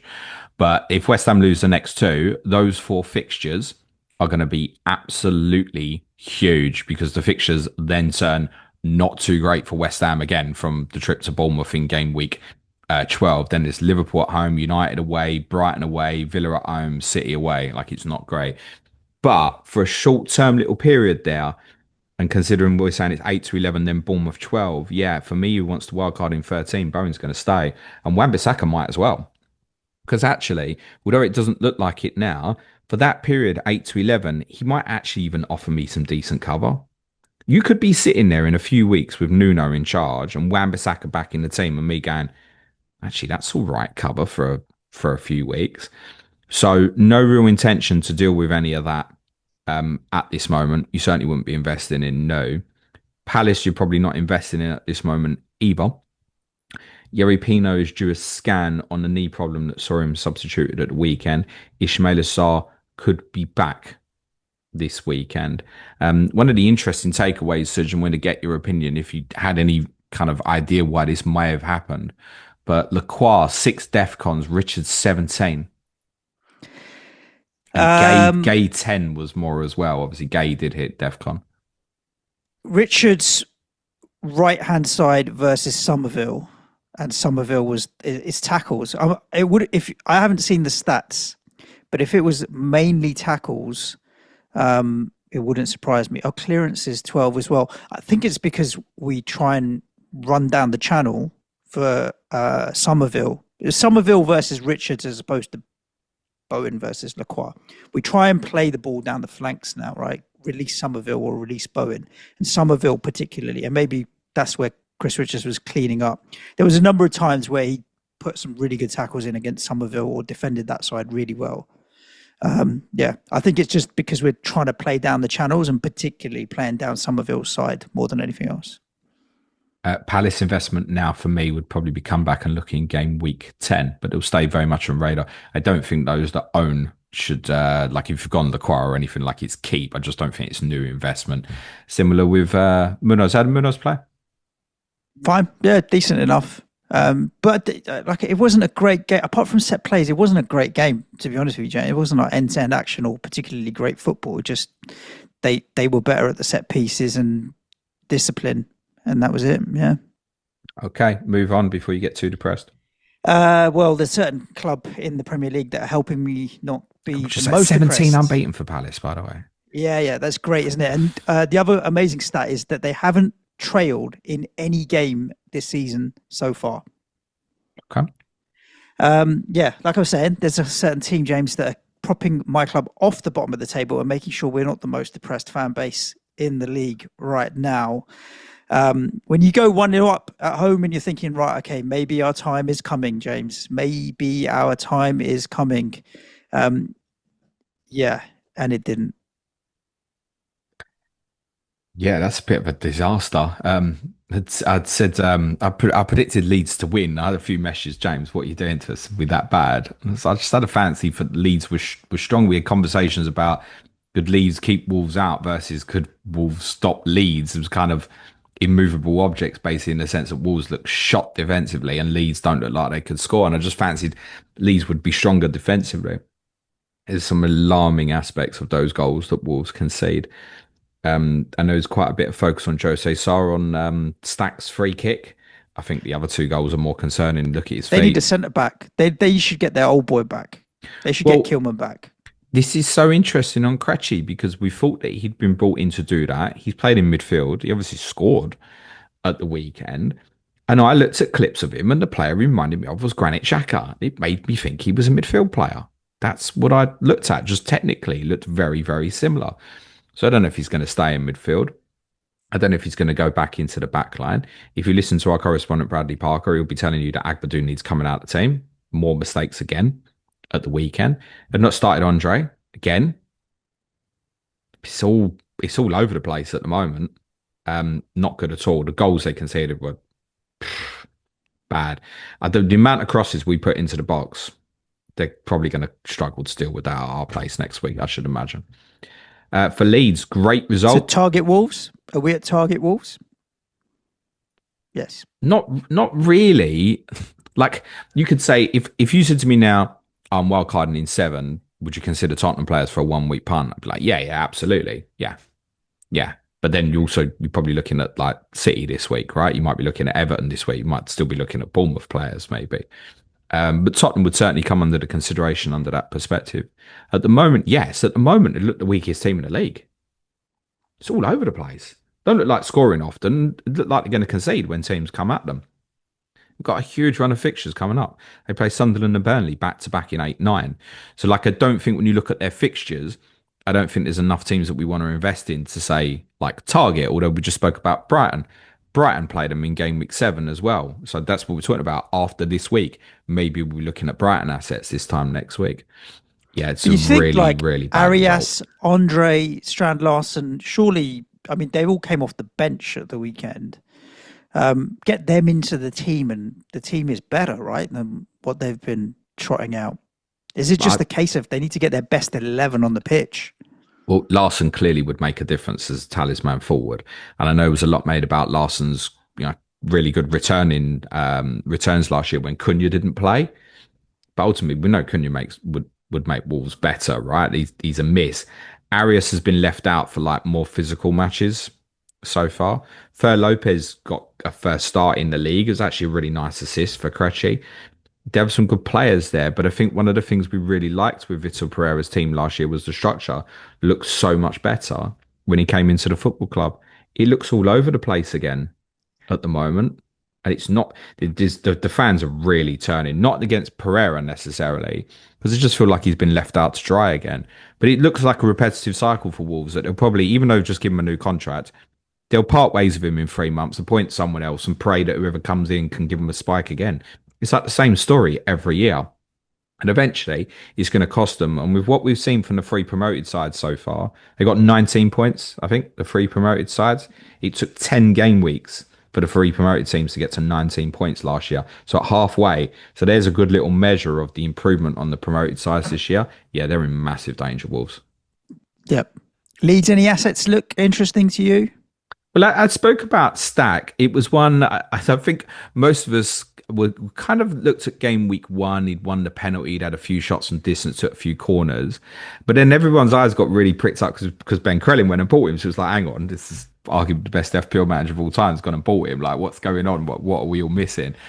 For me, it was more like I said, for a consideration for me, he actually rotated really well against Dewsbury Hall. So, like when Dewsbury Hall plays Man City, I could have played Stack against Burnley. So the rotation element from that looked good. And we should acknowledge that Stack's two hauls so far have come against Everton at home and Wolves away. The sort of games you think, So some of these, like Anderson, is like, it's any game you hit the Defcons through, won't hit the Defcons. Stack's two returns so far have been in some better fixtures.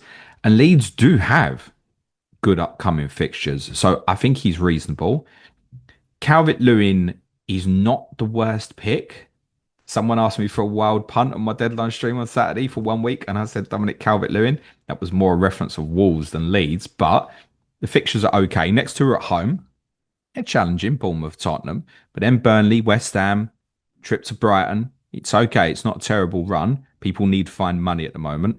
I think you could do worse than Calvert-Lewin because I'm pretty sure he will be the number 9.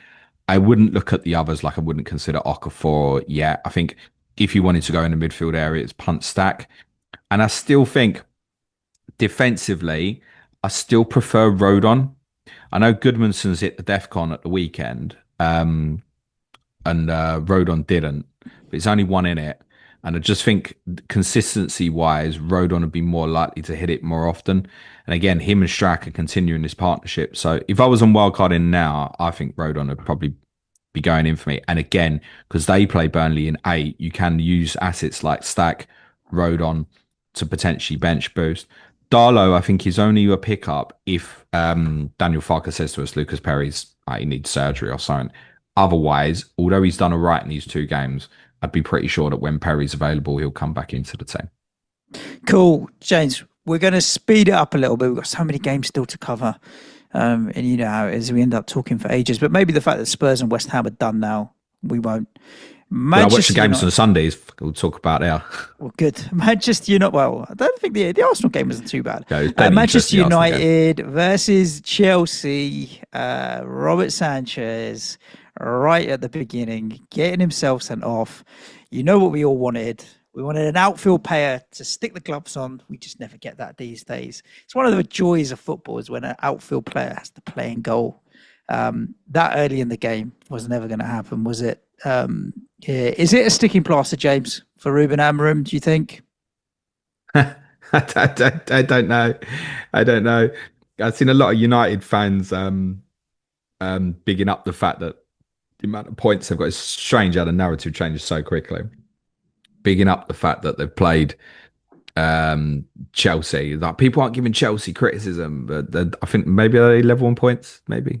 Near enough. Chelsea may have a couple more. I'll check that for you. They might have one more. Anyway, if they do, Chelsea it's only 8. Manchester United 7. 7. Okay, well, people aren't criticising Chelsea. Only 1 point clear of us. It's like, yeah.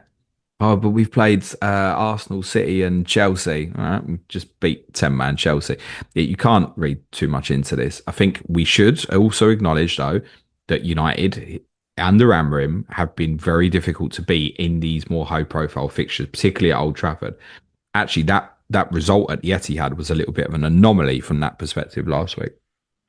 And they started well, right? Under a different circumstance here, Bumo's gone past Sanchez, scores, puts them 1-0 in front, and who knows what happens on the game from that perspective. There's no doubt it's a red card. 0. Casemiro, if I was a United fan, I would want to absolutely kill Saturday night. What is he doing?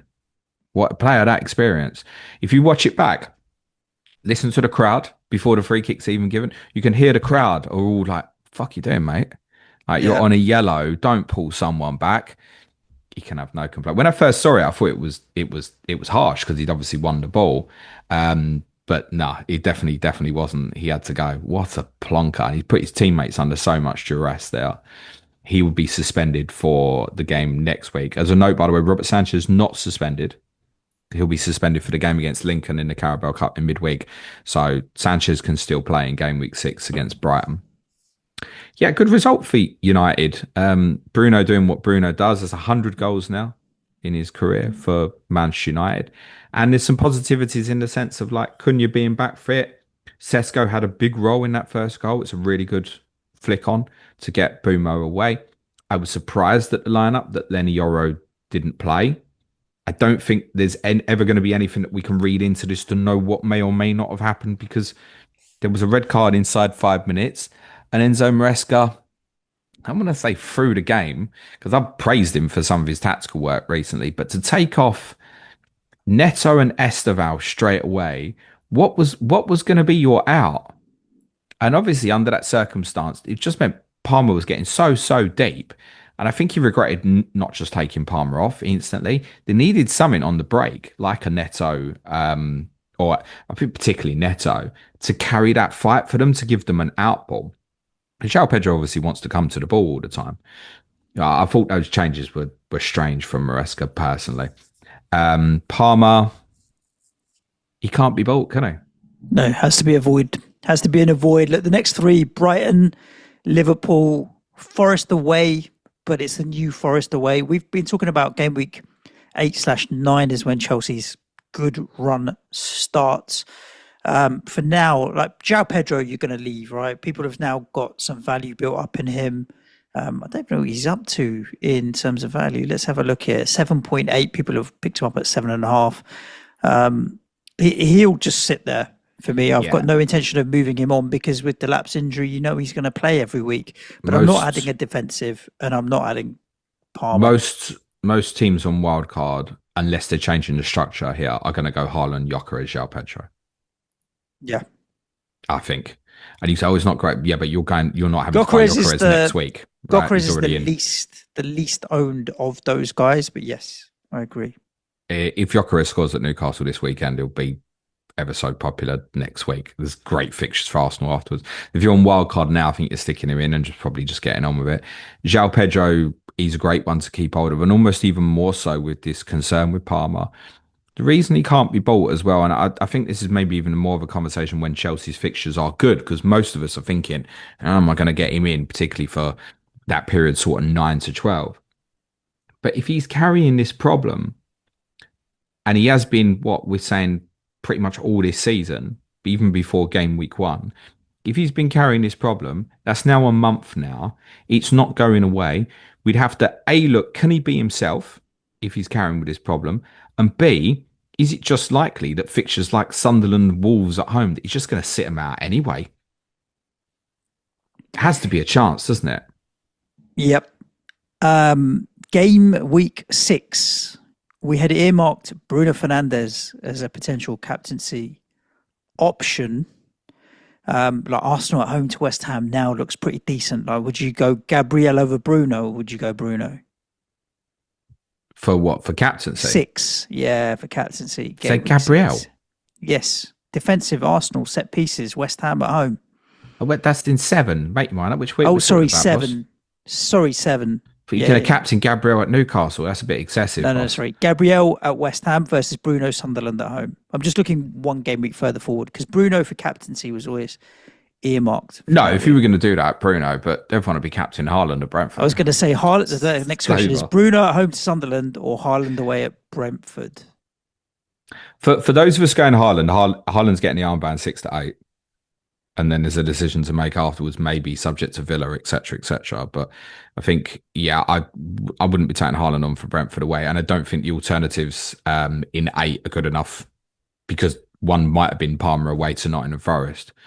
I mean, I looked in pre-season potentially captain Bowen against Brentford in game week 8, to give you an example. So for those who end up on Haaland, he's getting the armband for the next 3. If you're not on Haaland and you're intent on going against it, which is fine, then Bruno's a consideration for the next 2. Just so consistent, any game, any time. Attacking Arsenal asset. I'm happy he's sitting there for the next couple, but he's potentially expendable, right? For me, for Palmer/Saka after the next 2. There's nothing else at United I'd be looking at this moment. I don't mind Bumo for a 2-week punt. But again, I don't know if I'd want it longer term at the moment. What's going to be the impact of Cunha coming back into this team? We're not sure. I think we can probably be clear now that Bruno's going to play deeper. I wouldn't consider anything defensively. Those are on Dorgu. It's fine. Continue for the next couple. I don't rate the goalkeeper, so I don't think United will be good for clean sheets too often this season as it stands. Just an interesting note on Chelsea. Obviously, Fofana started rather than Adebayo. So I think a few, including myself, had been looking at Adebayo as a potential enabler to put in. I think we're going to get some more rotation coming forward from Chelsea. And it might even be that we land at game week 8, 9 and go, other than Pedro, I don't know what to do here. It's a possibility. Okie dokie. Let's talk about Fulham 3, Brentford 1.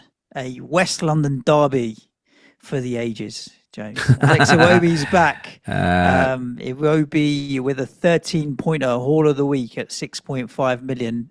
Largely overlooked, but he did have a good year last year. He did, and I'm still going to get overlooked. Yeah, Sorry. 15 attacking returns. He's up to 3 now for the season so far, and not really of interest. No one Fulham really of interest. I feel almost I've just bought one, Suj. Huh? I've just bought one. Okay, look, you're talking about Josh King as an enabler. Muniz is cheap as a potential enabler. Joachim Anderson as a DEFCON machine because he picked him up again at the weekend. So I suppose, yes, you're buying these players, but they're not like, the ones you're buying where you're like, yeah, he's going to haul for me, or I'm looking at sticking the armband on. But to be fair, yeah, when I say not of interest, they are, but they kind of at that level I'm looking at. Yeah, there'll be people who on wildcard will want to go like Anderson, Senesar, Tarkovsky, Van Dijk, and a 4.0. Yeah. Wouldn't personally, because I'd be looking at them Arsenal fixtures, particularly going, I've got to have some of that. But Anderson's doing great, isn't he? And I actually said going into this one, this might be one where he doesn't hit the DEFCON. He has very comfortably, 15. Brentford played better in their last West London derby than they played in this one. I think actually they were pretty limp second half.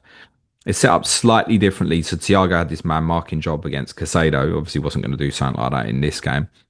So rather than a midfield three behind a two, they had a kind of a real lean. Charlie towards the left, Thiago kind of inside right forward, Damsgaard behind that, but also had a lean to the left-hand side.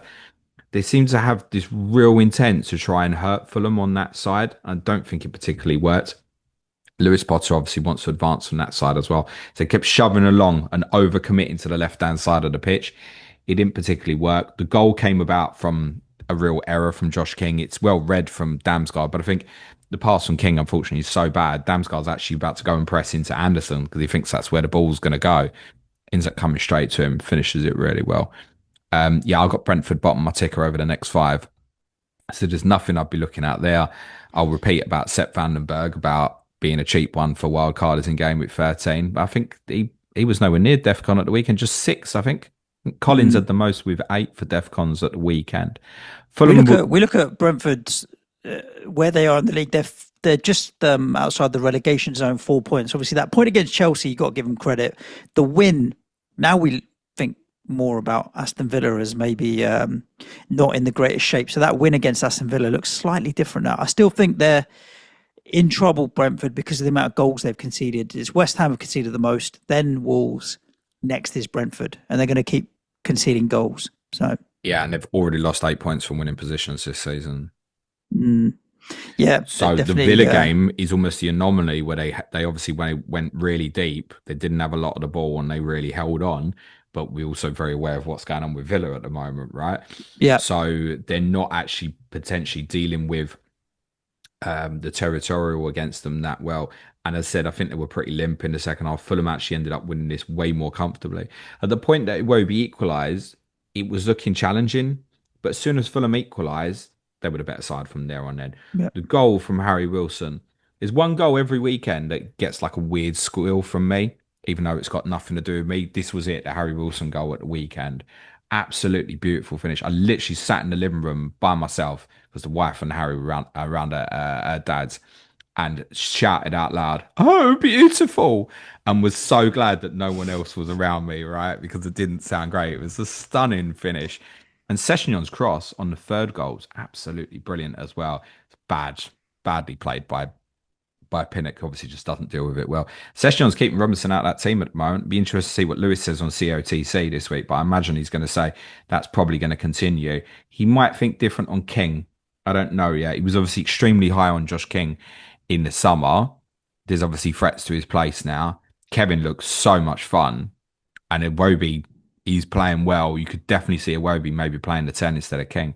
So I've not bought King with the intention of playing him very often. I'm very aware that there's a big threat, I think, to his place. They really dealt with him really well. All the players were around him after he made the mistake for the goal. And actually he tried to take some initiative from there. He's definitely a good talent, but I wouldn't be surprised if he got dipped out the team now, actually. Cool. Let's move to the Sunday games, James, shall we? Bournemouth 0, Newcastle 0. Semenyo, Defcon Monster. Seneside, Defcon Monster. Burn, Defcon Monster. Newcastle played a back 5, made 7 changes. Again, speaking to these 3-day turnarounds, we're going to see more of this. Shit game, nothing else to add. No, I will add something. It wasn't shit. Well, okay, it wasn't great, to be honest with you. But you could clearly tell like Newcastle was suffering from having had to play Thursday night and have to make so many changes.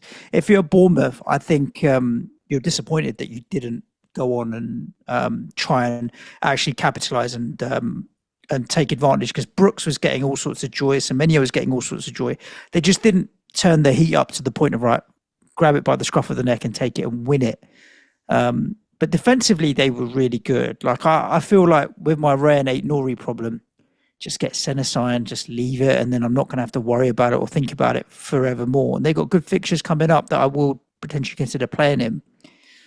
But yeah, but I think if anything, Newcastle will be happy to get the draw, and Bournemouth will be annoyed that they didn't go on and really push to take 3 points. Yeah, I don't think Newcastle fans will be particularly pleased with the lineup or the way that they played, but probably will be quite content with the result. It's a very tough game. We'd spoken about it a lot. This was a disaster, really, as a fixture for Newcastle. And I think Eddie Howe read the room correctly on this. They've now drawn all 3 of their away games 0-0. And other than the first half at Aston Villa in game 1, not really looked like scoring any of them. That said, they don't particularly look like conceding in any of them either. And one of the criticisms 2 years ago was that they couldn't play this high energy football all the time and do Champions League.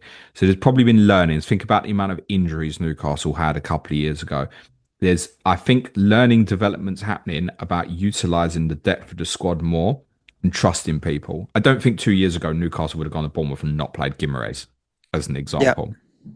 So putting a little bit more trust and faith in other people. They have improved the depth of the squad this year. Therefore, we might see more of this at other times. I think we're going to see a lot more of this from a lot of teams this year. But I think the biggest thing is not necessarily even the personnel, is how they played stylistically. Again, this 5-4-1, it's not great on the eye, but it's Newcastle saying, we're not going to come and press you today. And actually, Bournemouth want that. Bournemouth want teams to have this kind of back and forth game. And the less that happens, the more difficult it is for Bournemouth. That's why when I'm looking at Haaland last night and get people be thinking, Captain Semenyo at Leeds, I don't think it's a great game for him, actually. Whereas I did this week because I knew he was a DEFCON monster. So the more open the game can be for Bournemouth, the better. And Bournemouth are going to face more of this because most teams know that they're a bloody good side now and will want to make sure they minimise the damage that others can do. Bournemouth had a real problem with home results towards the end of last season, you might remember. Few teams went there and did a bit of a number. Brentford, Wolves, and Villa was another one. So teams are getting a lot more wise to not being so open against them because Bournemouth want to go direct. It's one of the reasons Senesi is so great for DEFCONs is because they press so wide, they force opponents to go very direct against them. And Senesi and Diakite will clear up quite a lot from that perspective. So, yeah, it speaks volumes for Bournemouth that we're looking at result now, almost being a bit disappointed with them for the weekend.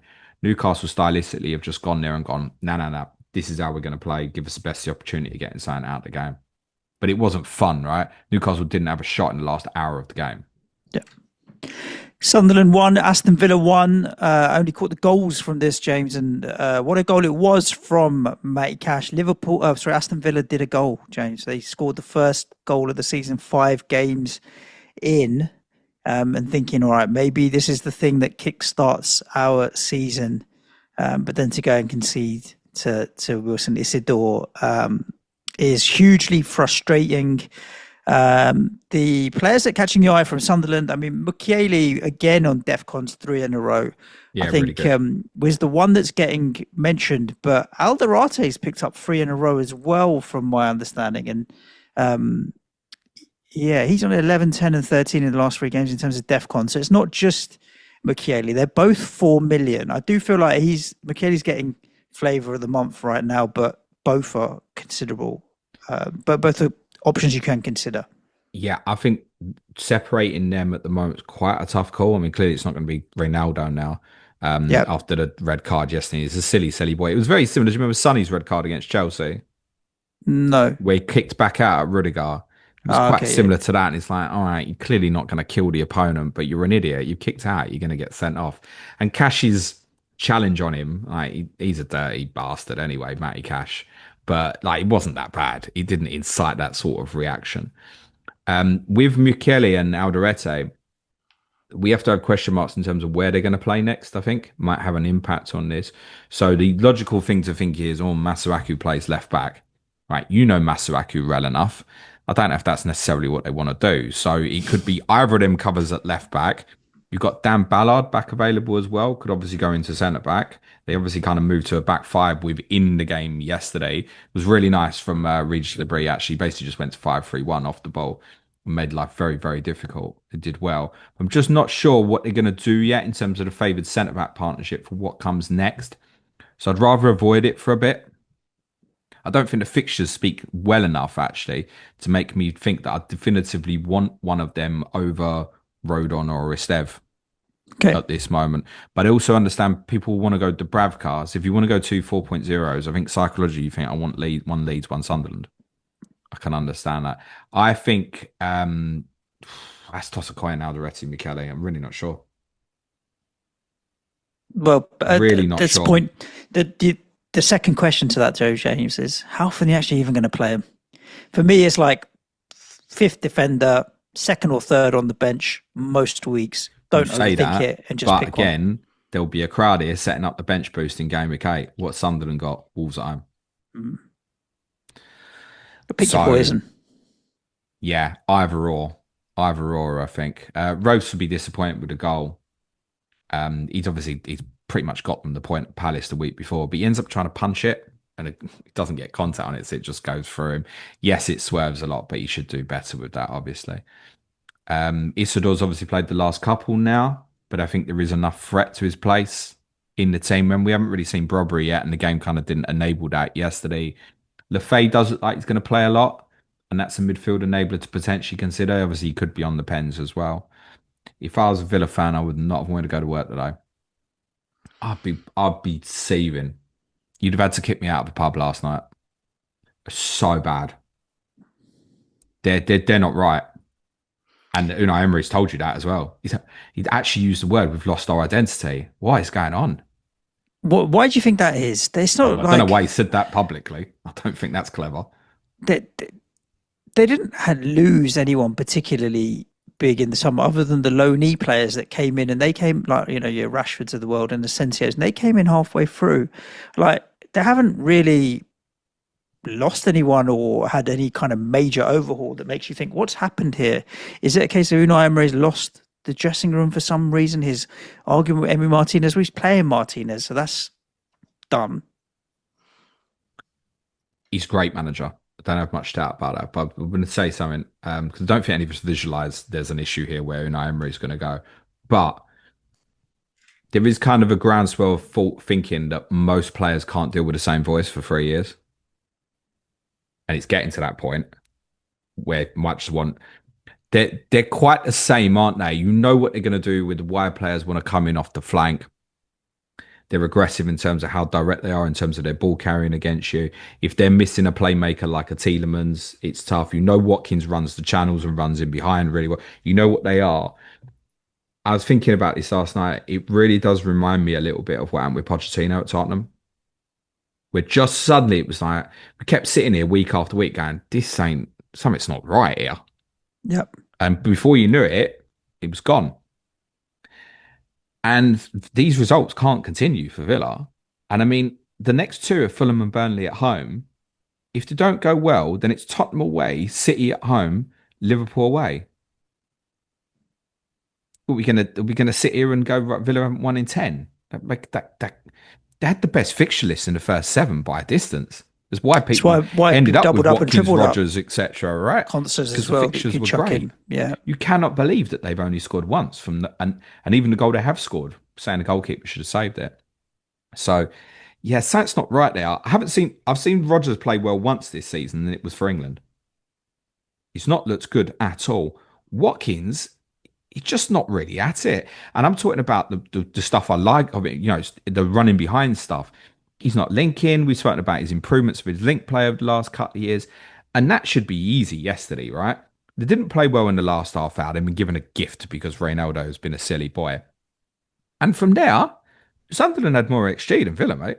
Mm. It wasn't like they were smashing down the door. Yes, right at the end, there was a few balls went into the box. Actually, primarily after Jadon Sancho come on, started delivering some decent stuff for Villa.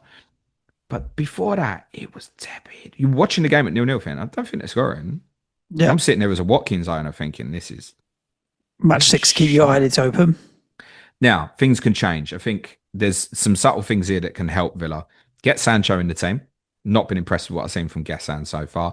And obviously get Harvey Elliott in the team as well. But none of that carries well in terms of a wide area rather than Sancho. Sancho will carry up the pitch, but he doesn't really look like he's going to beat a man anymore. Rodgers is a good ball carrier in central areas. Do you put Rodgers on the right, Elliott in the 10? But in any case, I think having Sancho and Elliott in the team will help creativity. Tielemans is obviously a bit of a miss at the moment. Other thing I think massively helped them is probably playing Pau Torres instead of Tyrone Mings. Because at the moment, the real problem, if it's not like they've been atrocious defensively, the Palace game wasn't good, but they're struggling with the ball. Torres is a better footballer in terms of his distribution than Tyrone Mings. I think Maatsen would give them energy over Dean at left back. There's things there we could look in a week and go, he's made 5-6 changes. Actually, this looks better now. But ultimately, it's a huge opportunity here because now the European games start. They've missed their bit. Now it's Sunday, Thursday, and this slog. I'm very concerned for them. So it wasn't actually difficult to sell Watkins. I'm looking at Watkins against Fulham and Burnley in these next 2 games and thinking, I've seen enough. I've watched, I think, 3 of the Villa games. I didn't see the Everton or the Brentford games away from home. So now seeing them away from home. I've seen the home games against Newcastle Palace. 2 teams who were not going to allow a lot of space in behind. Right. Fulham, strong from that perspective. We never look at players and think, I want a captain player against Fulham. And Burnley, we know he's probably going to go deep. So space for Watkins, not great. So it actually didn't become a difficult decision to cut him off. I totally get, though, however, why a few people would still consider going him on wildcard this week because of a what could be. And it sets up maybe for Gyökeres in a few weeks or something. But I probably wouldn't bother, guys. I'd probably just go Gyökeres now, I think, and save yourself the transfer. They are not right at all. And I don't think we'll find Fulham an easy game next week. That's COTC this week. I'm really looking forward to see what Lee says because Lee's normally pretty positive about things and Lewis obviously is about Fulham. So that should be a really interesting COTC this week. Good from Sunderland. Good. Nice. Let's wrap up, James, by talking about the big game of the weekend. Arsenal won, finally. Manchester City won. Really kind of shows how over the last kind of 2 and a bit seasons, there's been such a shift. Like if you just said to me, Arsenal are going to have 67% possession and just dominate from a possession and territory point of view, and City will just hit them on the counter. It's just never been City's style. It was almost like Arsenal. It was the City of old where they just go side to side, dominate the ball, and eventually it will come. But City are really learning to adapt a little bit here. I think they're getting more streetwise as time is going to understand what their capabilities are and what their capabilities actually are not as well, to find a way to grind out and get results like this. I think they'll be quite happy coming away with a point, not the fact that you've conceded so late in the game. But yeah, it's a real shift in Arsenal, the better team by far now, whereas you wouldn't have said that 2 years ago and you think City would have that confidence to really, we're going to win this today. Right now, it's like, okay, we're going to be clever and find a way to win it now. Yeah, intriguing. I mean, it's Pep's lowest possession numbers in a top flight league game, whether it's with City or any club, 32.8%. You know, 8 penalty area touches. That's mad. Same Man City in any football match touch the ball once in the penalty area, kind of like every 10 minutes or so. Same 11. Two big chances though, Jace. Well, both for Haaland. This is where it's like they're finding a way to create effectively without needing to. I mean, they've never needed to. With him, it's never been about volume anyway, has it? No, it's about the service and that combo of, I think, in transition of Reinders carrying and having the legs to go with him. And Doku's playing really well at the moment as well, actually. It was his nice pass for the Haaland chance in the second half. There's some good carriers in there that can go with him. So speed as in carrying together on transition on the counter. And that's what City did. They played on the counter. And that link play that we'd spoke about last week, I said Haaland looked really good on the ball. Like his link on the goal is great. And then that on the goal where you see him running and Saliba and Gabriel running is quite a sight because that's near enough best central defensive partnership in the world, I think, Saliba and Gabriel. Yeah. And he's made them look. Well, Gabriel, we just knew if Reinders plays the right pass, it's a goal. Well, I thought he carried it too long. I was going to give it to him. And actually, the panic that he causes, if you watch it back, Gabriel is running back. And he's like, I know I've got no chance here. And I think he's thinking about, he did his hamstring injury in a really similar scenario against Crystal Palace last year. He thought, I don't fancy that full on sprint. He was not 100% Gabriel in that sprint moment, in that particular moment. He probably made a decision to go, well, I'm just not going to get near him. I don't know. It didn't look right. And Saliba, for me, should overcompensate. Literally, because it's Haaland, you should act differently. For me, he backs off, keeps backing off, and makes the decision ultimately easy. So I'm screaming, Rangers, give him in. He's there for Haaland too much. Saliba should overcompensate and try and force Rangers either to the left or force him to shoot and take that as the lesser of the evil. Because once it's into Haaland there, does anybody think at that moment he's going to miss? No, no I one. just think he's going to score every time. So, and he does 9 out of devastating. 10, to be honest with you. So Yeah, he is that good. Arsenal did have firepower to bring off the bench though, and no panic here, right? At the end of the day, City is still a good team. No panic. You've been able to bring on the likes of Eze and Saka, and they're a good team, Arsenal. So they'll go on a tear now. I think it's always timing it. They always have a bit of a run where they go and they're scoring a lot of goals. I think Newcastle away would be a good fixture for them, and then it's really good all the way through for a little while. So it's just the question of double defence versus trying to get a Saka or a Gyökeres in. Like if you had to rank the Arsenal assets in order of best to worst, price irrelevant, what would you do? at this moment, Double defence, double attack. Is it still Saka's top? Gyökeres, where does he fit in? depends. We can't really judge Raya. Saka on yesterday's kind of asked me in a week or But so, he didn't right? look Newcastle like he wasn't Olympiacos games. hesitant. I think he seemed all right. I think he was ready to play. But here's an example, right? So they might try and give Saka some minutes. He might be an unusual one. He might play some minutes against Port Vale in midweek because they want to build him up. So that's a possibility. But if Saka plays 90 at Newcastle next Sunday and then plays the majority of the game against Olympiacos on the Wednesday, I mean this genuinely, we now have to look at that West Ham home game and think, hold on, you've got Madueke there. You don't need to do this anymore. You don't need to flog him. I thought that was a mistake taking him off yesterday, Madueke, by the way. I felt he's Arsenal's most threatening player in the first half.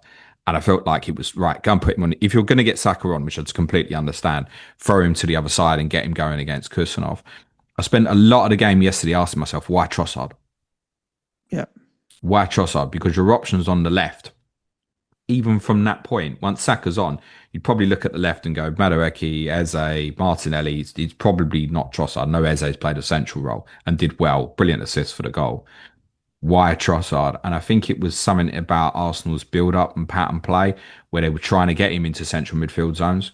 So Arsenal's wide players often hold the touchline. Nah, he was disappearing off it, going into central zones, and actually was an outball for Arsenal, where Raya was playing into Trossard, like 20-yard pass essentially, and Trossard was dropping some really nice zones. Consequence then pushed Calafiori high, something we've spoken about they wanted to do a number of times.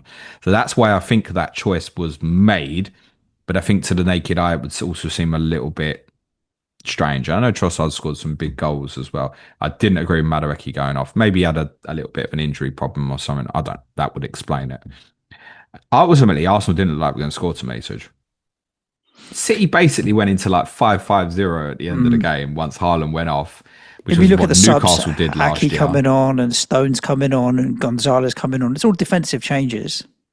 So there was a lot of balls into the penalty area and stuff, but largely they dealt with it quite well.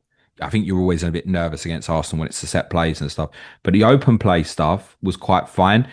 Donnarumma made some really important saves and did quite well, sort of like in the first hour. I wouldn't say he was like all over the place making miraculous saves in the last half hour. I don't know if that John Stones change cost them. What I don't understand is they'd obviously gone low block, right? Get it out your mind that it's City and it's Pep, right? It was Mourinho-esque or another, right? Yeah. Towards the end of the game. They've gone really low, really deep. It's largely worked. And yet in that moment, Eze's allowed to turn in the centre of the pitch and that high line's back. And we hadn't seen it. We hadn't seen it during this game. We hadn't really seen it against Manchester United. But we'd seen it with bad consequences in the first 3 games. And John Stones is the outlier on that. Because John Stones didn't play against Manchester United, didn't play for the first 80 odd minutes yesterday. Easy, I've got to push you up. Because that's a shift. We spoke about City after the first three games. You're like, you're too high. You're getting done in behind. And yet we're nearly looking at them going, well, Donnarumma's in the team now. And it might be a consequence of him as well, and maybe less of a sweeper keeper. That we now, as a consequence, looking at them going, maybe we've just kept a clean sheet against United and Arsenal. That's some achievement. Did John Stones push that line higher himself? Did he decide it? Because it doesn't make sense to me how they let that space in behind at that stage of the game. I think Arsenal largely can take this as a positive result, but so should City. It's just the manner will switch things. Really intriguing game because you just don't expect Guardiola team to have that little of possession. The ball. But the less of it, the more it's going to play into Haaland as well, I think. Yep. And all over Haaland for the weekend. And Arsenal assets after Newcastle game, well on radar. Yeah, you want to get Arsenal in 7. But what I would recommend to people is like me Saturday night, right? Palmer's a problem. Okay, should I bin quickly? I had to get through the Haaland game on Sunday to know that he was all right first before I committed to it. And I would recommend the same for people next week for the Arsenal assets. Newcastle Sunday, Olympiacos Wednesday. Let yourselves brave. Yeah. Has he had a double price rise this round or just the one so far? Haaland? Yeah, price rise. He might be 18 million by Saturday. He's just had the one so far, but you know he's definitely going to have another one by the weekend. He went up last night, yeah, so he'll have another one before the weekend, I'm sure. Semenyo keeps going up, doesn't he?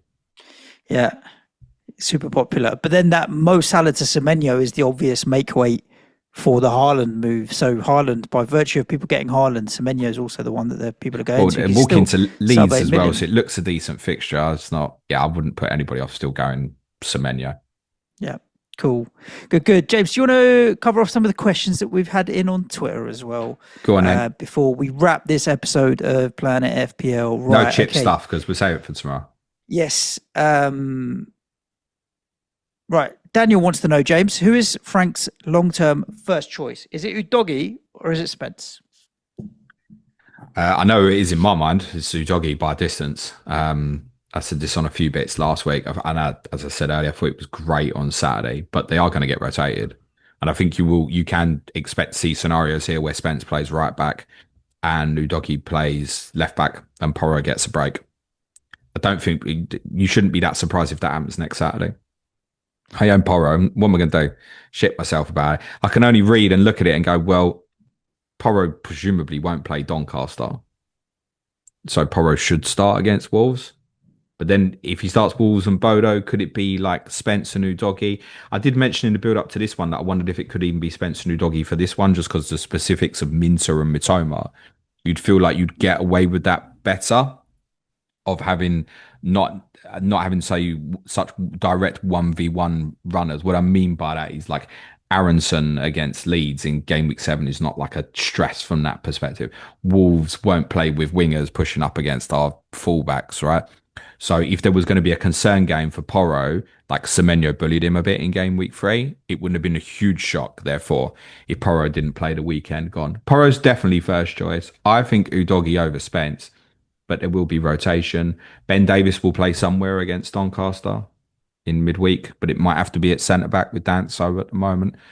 So I do think all in that it's something to think about in terms of early transfers, even more now that these European competitions have started, that I think we've seen enough signs just over these last couple of weeks that rotation for these clubs in Europe is possibly going to happen a little bit more than normal. Look at Arsenal's squad. They can't be picking the same 11 every week. Maresca, we know, is going to rotate with Chelsea. And they're the two teams on top of City that probably appeal the most in the next few weeks. I think if you're investing in these teams, if they're playing in the midweek, you need to let that midweek fixture go before you feel comfortable about something.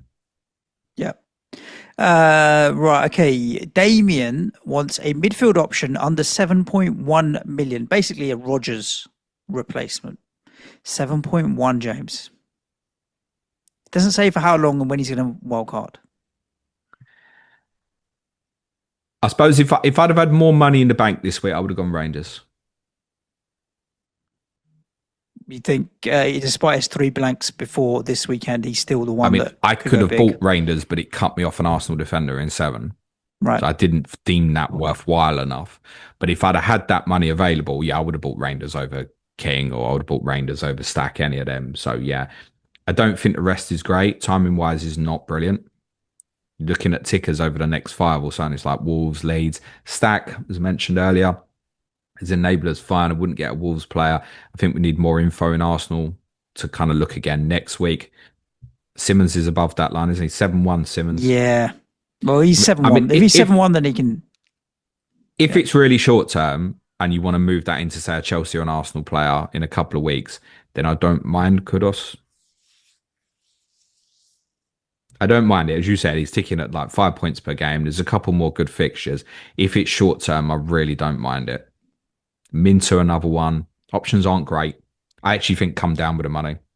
I don't think there's anything in there that's brilliant at the moment.